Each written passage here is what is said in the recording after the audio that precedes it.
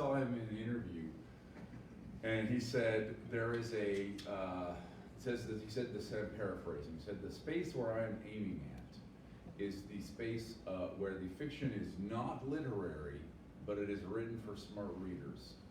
And that is 100%. In fact, for that quote, you say, hey, living writers, who are your heroes? Neil Stephenson's one of them, and that's for exactly that idea. But I wouldn't want to read it all day long. I want to read some Stevenson, and I want to read a lot of Steverson. I want to read a lot of Stallings, you know. And that alliteration wasn't even planned. But you can add the flavor, because my science fiction book, Prodigal Son, I basically we have Cajuns and Creole, and we explain the difference, and we put in just enough language to give a flavor without overpowering the book. I mean, you want to get your readers in the mode without turning into Anthony Burgess. I mean, you don't need a giant glossary at the back that somebody's trying to, what the heck did they say? Yeah, that's a big thing. So, following up on all that, since we're talking about historical fiction, what do you consider the difference between historical fiction and the genre of historical fiction and alternate history? So where do you make that division? Well, I mean, the historical fiction is I'm going to create a character in a story that could have occurred within a given place and time. So as an example, our friend Nick Height, he writes in 14th century Italy. And so he has his own little mercenary company, because that was the age of Italy where they had mercenary companies. So it could have reasonably and rationally existed without intersecting, and that's where you get into alternate history, where you intersect and alter the actual outcome of real events. Mm-hmm. You know, the invasion of Normandy in World War II. What if they had released the reserves? Okay. Do you think the what if is part of alternate history? Yes. I think there are different kinds of alternate history.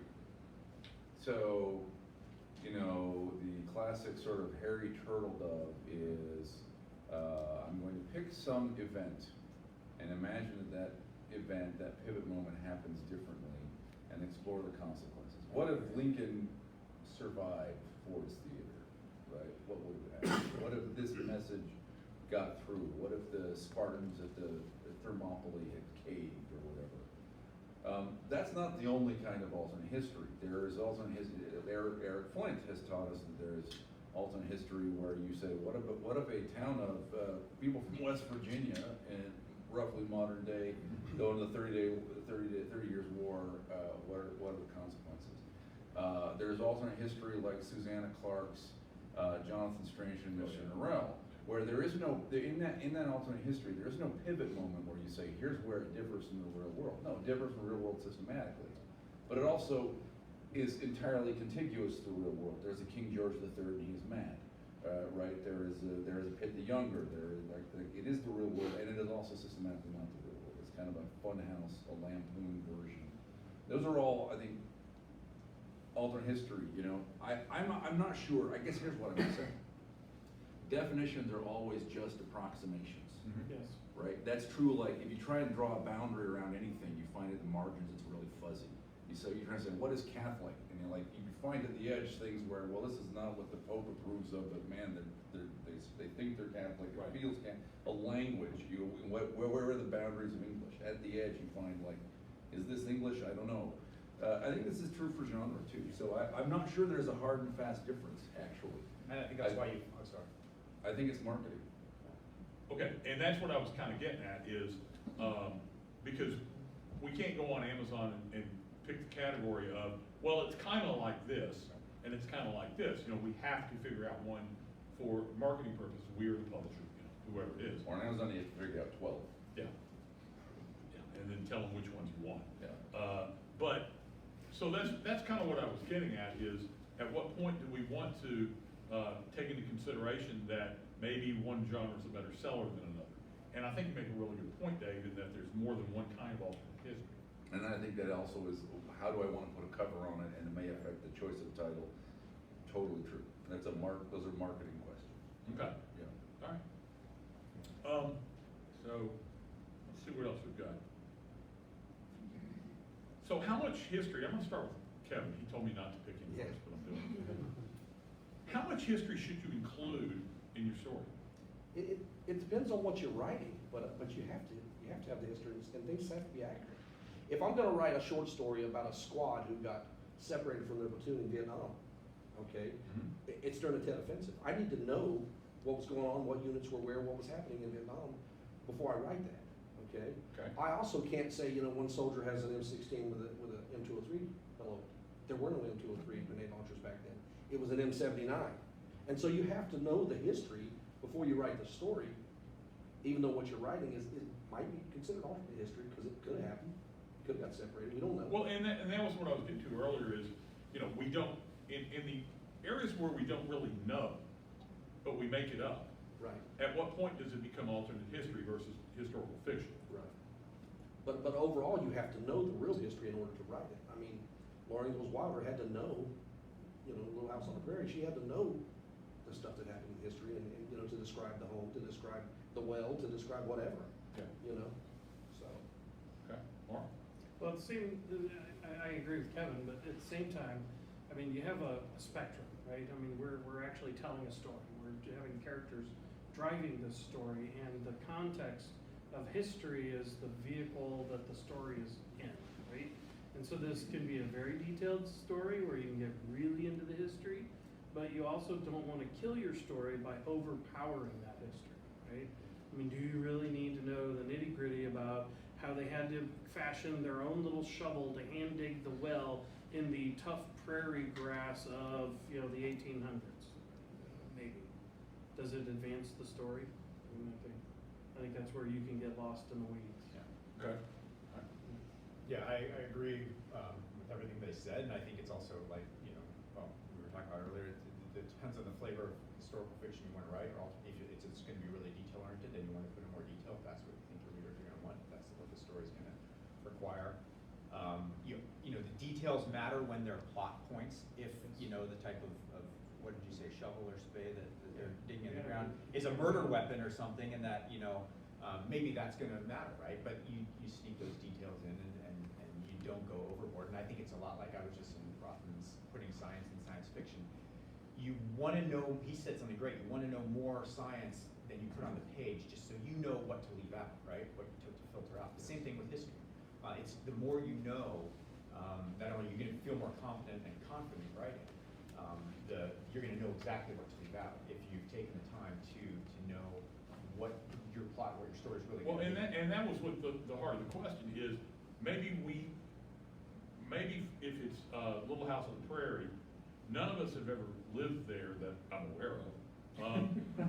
Maybe have, but don't have that experience, and so we would not know what it would be like to dig a well where we had to actually make the utensil. Right. And so, at what point do you decide, how do you make the decision of, that is something I need to put in there, because it's an experience none of my readers are gonna have? Well, I think that's an excellent question. And specifically in looking at, when you're doing historical research, again, I did the Crusades as my area of historical expertise, and the Arab side of the Crusades was very well documented, as an example. And you want to get to first-person accounts of what was their experience like. If you have no experience and you can't actually go out and dig a well in eastern Missouri, you gotta rely on the people that did and the people that wrote about it. And so the one caution I can give you as historians of yourselves is get as close to first-person account as possible, because if I'm telling you my experience about hand digging a well, is going to be different than Todd, who documented me telling him about my experience, and then Patrick, who went ahead and read Todd's dissertation about me telling Todd, and then he gives you his account. I mean, it's like when we were little kids playing telephone. How much does the story change? And that, I love to read about the Civil War. And I'll just be honest with you, I'm not interested in reading something somebody put out last week, next month, next year. I want to read the book that was written in 1905, 1882. That's what I want to know, because they've interviewed people, they've talked to veterans, and this is what happened, not this is what we think happened. So. Yeah, one of the great recurring books on that first person is Company H, which is about a Confederate soldier in the war and has been reprinted 1 million times. And there's misspellings throughout it. They kept it because that's how we did it. Those sorts of details really help you, especially if they're personable details, because you're trying to draw your readers into the story, right? In through the eyes and sensations of that particular character or characters. Those details are fantastic. I didn't mean to cut you off by Yeah. inhaling, Yeah. sorry. I prefer that you. It was an inhalation of agreement. A few things. First of all, there are readers who will not give a crap if you put the M203 underneath the wrong rifle, and will not even know. But of course, there are readers who will care very much, and who Those are the ones that do reviews. who will immediately email you and be like, "You're wrong." 1 star. There are trade-offs here. One of the big trade-offs, I think, practically speaking, is that your time as a mortal is finite. And the more research you do, the less you are going to write. So you're going to have to pick. And I was on a panel at DragonCon and asked the question, what's roughly the same subject? And asked the question, how much research do you do? And this table of people now said, tons. And I said, thank you. You will all write fewer books. The market is clearer for me. At a certain point, you need to write, and don't stop yourself from writing. There are lots of good things you can do instead of the one essential thing, which is writing a book. So don't market instead of writing, research instead of writing, anything else instead of writing. Right? If you're doing that, it's avoidance behavior. You should stop and just write the book and then figure out the research thing. I love this detail thing.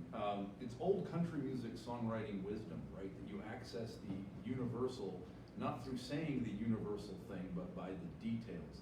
So you don't put in your song, I was feeling bummed. You say, my wife left, and on the way, her boyfriend shot the dog, and my truck won't start, right? And we know what you feel like. It's not because you said, I feel bad, it's because of the details. So, but you don't have to get every detail right. So pick some details, figure out what those details are, and then don't describe the other stuff, right? You don't have to say, well, the musket was, 64 inches long and it weighed X number of pounds. Just a couple of details that are, repeated will give the feel that you want. So following up on that, Dave, I know what Roger Zelazny said on this, but you're going to get a different answer from everybody. How many details should you put in about a particular thing or person? Are you asking me specifically? Well, I'm asking everybody. Oh, okay, I'm with you. first now. It depends on how much we need to care about them, right? There are, and the Greek dramatists refer to spear carriers, refer to characters who just walk on and say a line and walk off, or they just stand there. Well, you don't have to describe any details at all about the guy who just stands there at the door with a spear. You just gotta know there's a guy with a spear, right?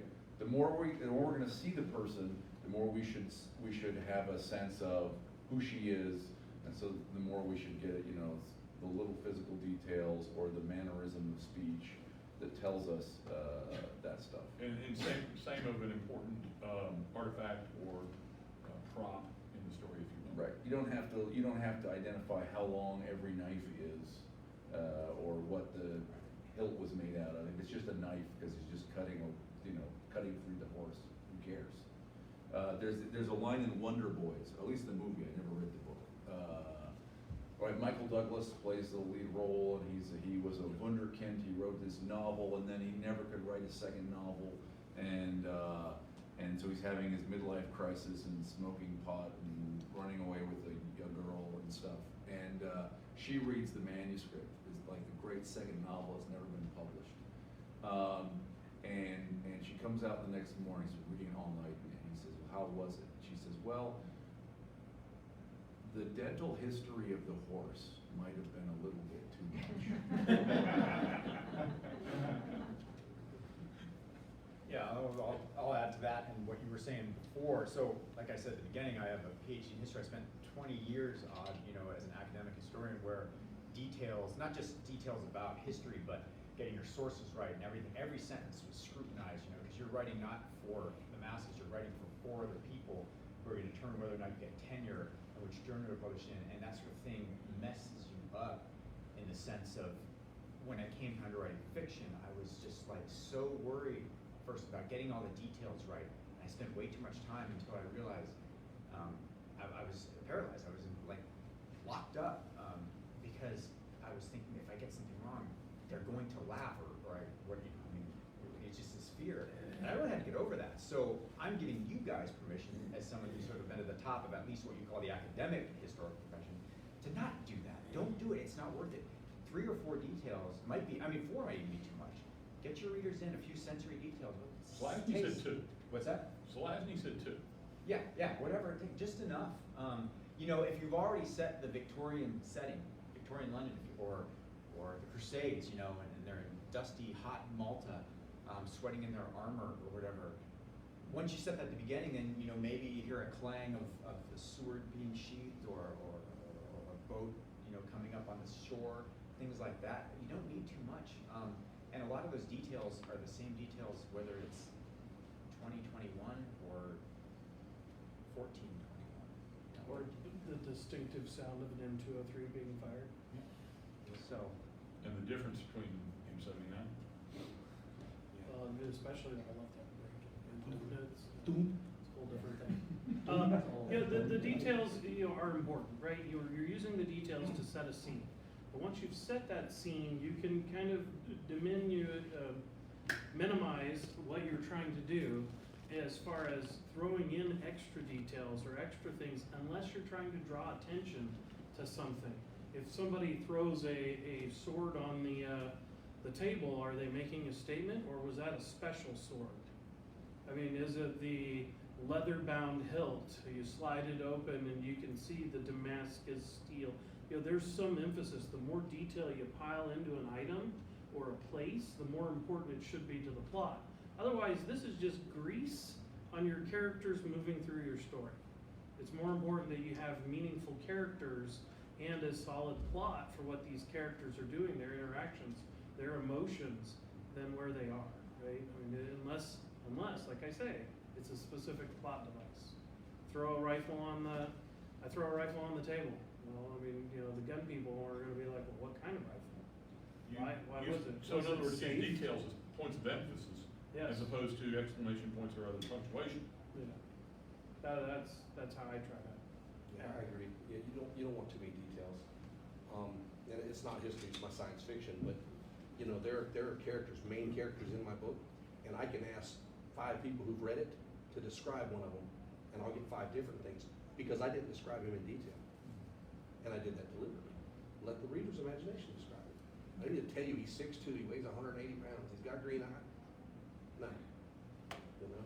And for those who don't know, Kevin's science fiction is in production for a trilogy of movies in Hollywood. So it's a successful way of doing it. Yeah, and see that, and by me doing that, and not to get off subject, I don't have to worry about a fan who sees a movie one day saying, he didn't have the brown hair and the green eyes like you said. No, whatever actor they pick is the one, and I'm good to go. So, Yeah. yeah, get the main details right in your period. I mean, if you're gonna, whatever period you're writing, you should know those. Right. I mean, you don't want a guy with a tricorn and a musket appearing during the Crusades. So you get those key details right, but you can play into stereotypes. I mean, we're awash in movies and TV shows and other books where there are expectations about the way certain, you know, Downton Abbey, you know how people are supposed to be at the turn of the century in England. I'm assuming they're pretty accurate because it's a good show, but you know, copy that stuff. And then once you've got this main setting, then you know, a few details here and there as you go along.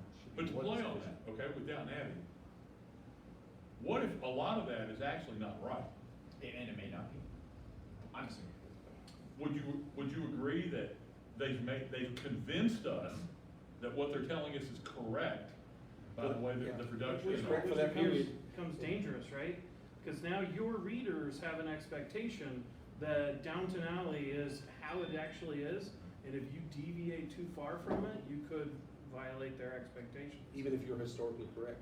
Yeah, in what you're and that's what I was bringing up, is, you know, because I've watched it too, it's a superb show with acting and all that, but But what if they get a lot of the inner details wrong, or is fictionalized for dramatic effect and things like that? Excalibur is probably, in my opinion, the absolute best example of that. And I'm talking about the movie that came out, what, 80, 81? 84, I think. That was way earlier Well, than that. But okay, anyway, all right. they're running around in 14th century plate, okay? And it's supposedly set 900 AD. I mean, that is the number one. So then for the next 30 years, everybody that was thinking of King Arthur, they're thinking of Gothic plate. And all the plate looks like a chrome bummer. Oh, yeah, yeah. Yeah. Nice and shiny, Nothing's rusted, high nothing's- quality steel. Shakespeare's historical plays are propaganda for the Tudors, and probably slander Richard III, for example. Although I think the good news is that in the case of Downton Abbey, I think Julian Fellows actually grew up in that class. I think he's the producer and main writer. I think that's his childhood that you're seeing. So I think probably right. From a high level, you do want to be aware of certain tropes and sort of common myths. So my Newton cipher book, I know Newton really well. The apple probably didn't fall on his head. There's some debate. There's just no way to know. He didn't say, yeah, an apple fell on my head today and cracked it, right? But there are certain understandings and story idea, or just common myths, I guess you call them, about the way certain people were, especially the better known they are, Newton, Darwin, whatever. You don't want to be ignorant of those, even if they're wrong. I'm not saying you have to play into the ignorance. You can, but you just want to proceed properly. But you could also use something like that as a point of humor, Yeah. you know? Yeah. So do you still have the apple? What are you talking about? That never happened. Yeah, you could. Yeah, I it hate happens, apples. you know? Yeah, I hate apples, you know? So, Okay. So, Kevin, let's start with you again. Okay. I know. Well, there's only 4 of you. Plus he's got movies, so he's got. He does, you know. Not I'm yet, picking on not him. yet. They're still working on the final script. Yeah. Screenplay. That's all right. It is an It's- IMDb. it's what none of us like. Scriptwriter's name, so. What would you say are the most overused and underused eras of historical fiction that writers might want to either avoid or look into? Underused or overused? My wife reads a lot of historical romance. And so I see those books, I see those covers everywhere. And I might think, okay, that's overused. But if they're still selling, use them. So, like Regents? Yes. She Okay. loves them. And I look at the covers and I'm like, use it. If it's still selling, I don't guess there's anything that's overused because that genre sells really well. Okay. There's nothing wrong with it. Is She there loves anything it. you think you personally think you might like to see that you aren't aware of, has ever been pursued or hasn't been done very much? Has it been done? I don't know. I mean, I'm writing everything 8,000 years in the future. I understand. So whatever I write, nobody can say that never happened or can't happen. You don't know, it's 8,000 years from now. Okay. And that's the limit, so I don't know. All right. Mark? I would say, I see a lot of fiction around colonial America. Mostly, I grew up in Tidewater, same county with, Jamestown. And got to go see Williamsburg and Yorktown all the time. So I see a lot of, maybe it's just because my focus, you buy a red car, now everybody's driving a red car. But I see a lot of fiction focused on colonial America. And I think it's because there's actual documentation and papers and things. So when you start to push back into, like, say, the 1600s French and Indian War, or even to the 1500s where you get into the conquistadors, you don't have as much historical reference material. And so I see a lot of stuff in U.S. colonial history. Maybe it's overdone. I mean, maybe not. I don't know. That's up to, is it selling? I mean, that's really where you can find the barometer. If somebody releases a new novel in that particular genre, in that particular time set, is it selling, right? I mean, underused.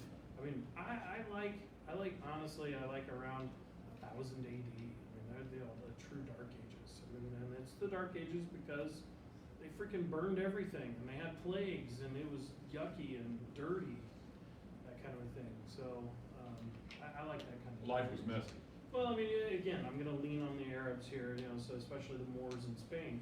They kept all the records and documentation. And so during that period, all of the nobles of Europe would actually send their children to the Moors in Spain to be educated because they preserved all of the Greek and Roman histories and everything around math and and all that, all the philosophies, and they preserved it where everybody else would, thanks to, I guess, the Vandals and the Visigoths that like to go burn rather than, preserve. But I like that time period, right around 1100, kind of like where the Vikings is supposedly set, that TV show. Yeah. I mean, with the proliferation of good writers like yourselves, I'm assuming some of you write alternate history or historical fiction. It's hard to imagine and as many books as there are on Amazon now, that there's a period that's really hasn't been touched. And the further back you go, the smaller the historical record, the easier it is to make stuff up. Especially when you take into account, I didn't mean to interrupt, but No, sure. when you take into account mystery thriller, because there's a whole category of Roman mysteries, Name of the Rose. Is Name of one the my Rose, favorite you've books. got mysteries set in the There's a Middle book Ages, that doesn't Renaissance. talk down to anybody. Yeah. Mm. Yeah.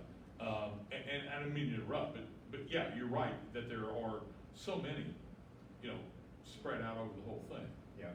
So I guess I don't know if there's a period that I would recommend people try. I think Kevin's right. The first thing that came to my mind was the books my wife reads, and she's not like some crazy romance bottle stripper reader, but she likes historical fiction, especially Victorian. And Victorian's great because they speak. I mean, we're mostly English speakers, primarily. I'm guessing they speak English was very refined, high, and England was on top of the world. The empire, they ruled the world. They were wealthy. They had balls, and it's the perfect setting for wealth and power and all the things that you expect, and especially romance, because that's kind of what it is. So it's just no surprise that like the Victorian era or the Edwardian that came after are popular with those sorts of things because they had all the right elements. So clearly, if it's working and you want to write in that, you're probably going to do well. By balls, you mean dancing events? Balls. Yeah. That's right. I had to process slowly. Yeah, I was gonna. If I Just make sure I messed up understood. Dave, then I probably sounded. No, I'm sure it was my filthy mind. But also women like certain, it's just obviously women read romance, and I'm not trying to completely be, stereotyped, but men like war. I mean, you've got war, male readers Action. like action and adventure, exploration. So those are the sorts of historical and alternate history books that are written for. Yeah, my default advice to new writers is if you don't have a book, start a book, either kill somebody or blow something up on page 1. And you can do it in the past too. Yeah, You can be dismembered on battles. You can be skewered by a Spartan at Thermopylae. Yep. Whatever. Which if you're trying to write Jane Eyre, don't blow stuff up and kill people. Well, I don't know, Neil, that could work. I think the reason to choose an art reason why you might want to choose a particular reason, in the past, might be because of what you think your readers believe or know about it, and a desire to play with that or subvert it. Isaac Newton is an interesting example because, on the one hand, he's sort of one of the great opening figures of our scientific age. On the other hand, when he came up with this idea of gravity, a lot of his contemporaries said, "What? Nonsense. Action at a distance is an occult idea. This is magic." And in fact, Isaac was pretty interested in alchemy. Very. So it's not a completely crazy accusation against him, and there's an argument that he's one of the last of the great maguses of the Renaissance. And of course, he ran the mint for England, right? So you can, and he's so going back and writing stories around Isaac, there's a lot of territory where you can show people a different side of something they think they know. Victorian England is interesting too. One of the first steampunk novels, William Gibson and Bruce Sterling, and it's called The Difference. Yeah, is set in sort of early Victorian, right? 1830s or something. Yeah, I think it's Ada Lovelace, 37 or something Charles like that. Babbage, yeah.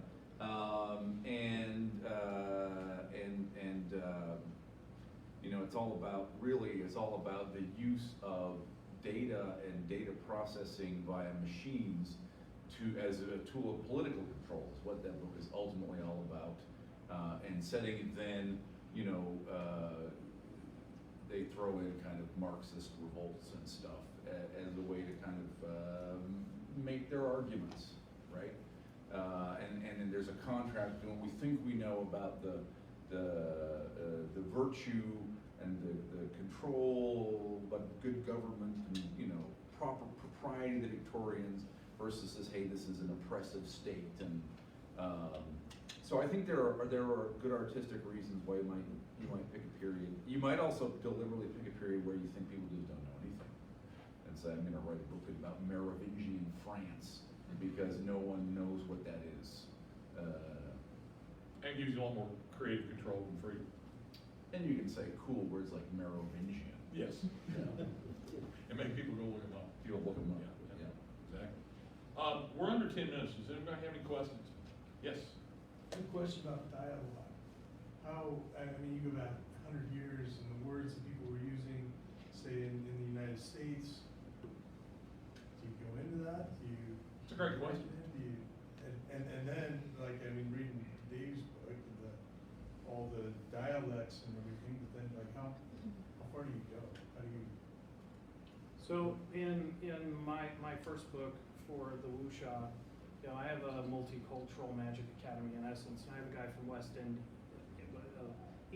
Africa. And as an exercise, when I took a writing class with Dave Farland, was to just full bore, whole dialect, and then trying to read through that. Like I actually had to articulate it in a class. So I'm reading it out to the class, and they're trying to understand this. You never know how much you actually have a character speak until you have to try to really dialect it up. And so the caution there is that you do not want to put so much dialogue down, your reader is having to analyze what you're saying, right? And so you want just enough to get flavor for that particular character. A few words here and there, the occasional, like what we were talking about with Cajun earlier, just enough phrases to just kind of get the mode, or like Dave was talking about, to understand the context of what's happening. And that's my caution, and my editors were on me to reduce how much I was forcing the reader to actually mentally translate. English, it has a conservative spelling system, meaning we spell the words the same, pretty close to the same way Shakespeare said it. What that means is nobody in English is pronouncing words the way they are written, right? So you can see this, if you want to like get a paragraph, read the paragraph in a recording, and then try and transcribe exactly how you say words, right? And on the page you will look like an idiot, because we don't talk that way. So I think I try to pick a couple of to reflect dialect, right? Accents. A couple of very common, repeatable sort of phonetic situations that will come up that are characteristic, and limit it to that. Or you can do similar things with distinctive vocabulary. English is rich in synonyms, right? So if somebody says reckon instead of think, right, that can mark them. And that will I think that'll keep you from overwhelming the dialogue. An advantage of doing it that way, of course, is if characters have distinctive ways of speaking for whatever reason.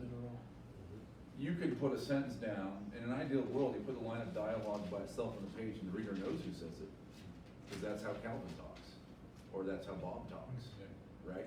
And it helps free you up to write more spare prose. Lord hates a man. Lord hates a man as won't, whatever. Right. Yeah, I'm gonna go on with them and She say. had a question. Oh, I'm sorry. I didn't have my hand up Yeah. loud enough, or high enough.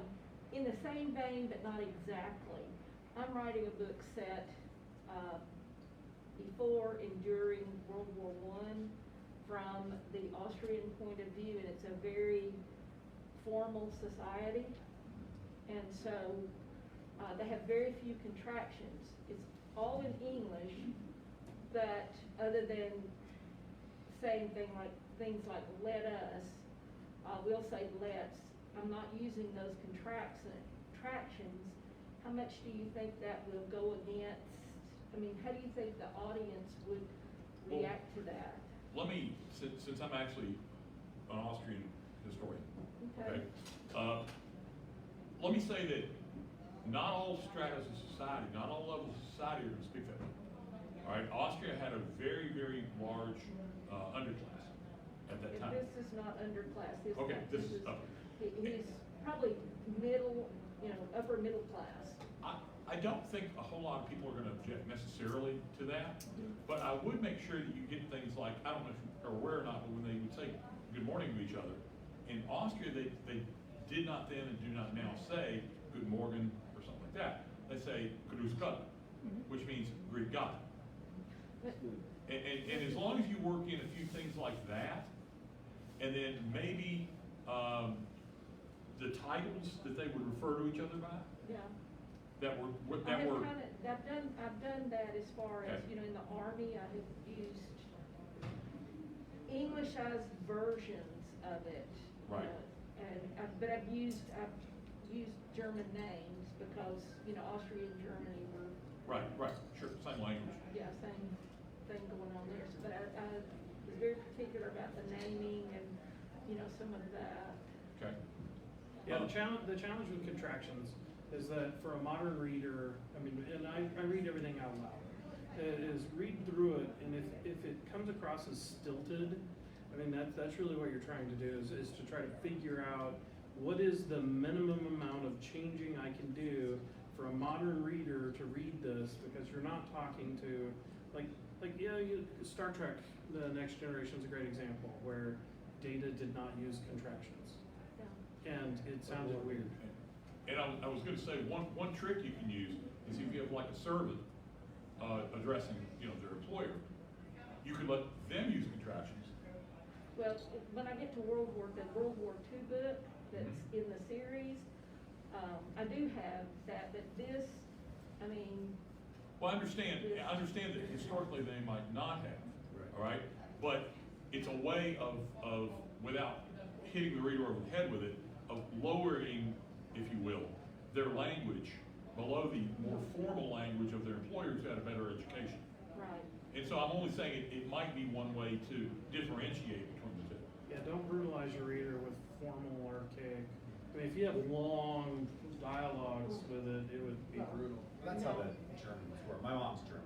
It's too short to learn German, as Thomas Peacock said. But you can offset the thickness and struggle of getting through that sort of dense, the formal Germanness by, in your normal, your declarative sentence, your descriptive sentences rather, just being a little more informally English, right? Because it's an English language thing. Yeah, but I'm doing it in English. Right, of course. In English, and it's more, the tone is more formal than the actual Because that's how we language. picture turn of the century Stiff, Austria Right. or Germans, It's more, Very it's more, stratified. Yep. yeah, All stiff and uptight and Sigmund Freudy. yeah.